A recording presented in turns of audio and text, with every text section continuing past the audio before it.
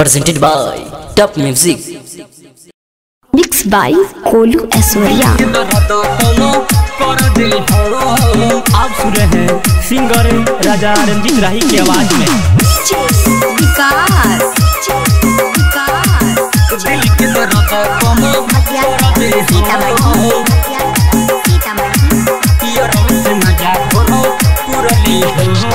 जातानी नहीं हरई यार बाटे रूसल भइल मोर शादी तो दिल वो कर टूटल।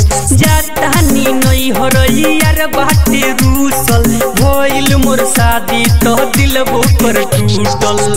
दिल के दर्द कम कर दे हम योरवे से मजा भर पुरले हम।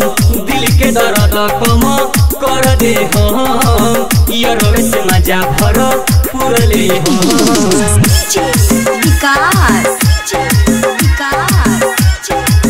दिल के दर्द कम कर दे योरवे से मजा भर पुरले हम। भतरा के काटी में दम नइखे सखी यार जब करी तो भीतरी ले बथी। दिन रात नहरी पकटी समैया यार वासे मन मोर कबू ना भरी। यार वासे मन मोर कबू ना भरी। भतरा के काटी में दम नइखे सखी यार जब करी तो भीतरी ले बथी। दिन रात नहरी पकटी समैया यार वासे मन मोर कबू ना भरी।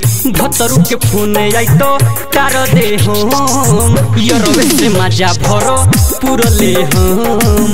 दिल के दर्द कम कर दे हम योरवे से मजा भर पुरले हम।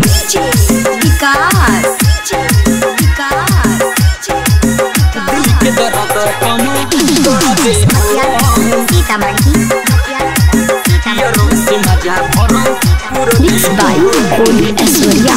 नैहर में यारवा मोर होई बेहाल हो राइटर महाजन के बिगड़ल बचाल हो। नैहर में रहती तो माजा बुठैती गोलू ऐश्वर्या के हिक भर खियैती। गोलू ऐश्वर्या के हिक भर खियैती। नैहर में यारवा मोर होई बेहाल हो राइटर महाजन के बिगड़ल बचाल हो। नैहर में रहती तो माजा बुठैती सुमन यमुध के हिक भर खियैती। रंजीत राही के दे हमरे योरवे से मजा खूब ले हमरे। दिल के दर्द कम कर दे हम योरवे से मजा भर पुरले हम। जातानी नहीं हरई यार बाटे रूसल भइल मोर शादी तो दिल वो पर टूटल। दिल के दर्द कम कर दे हम योरवे से मजा भर पुरले हम। दिल के दर्द कम कर दे हम योरवे से मजा भर पुरले हम। Music by Sekhwa।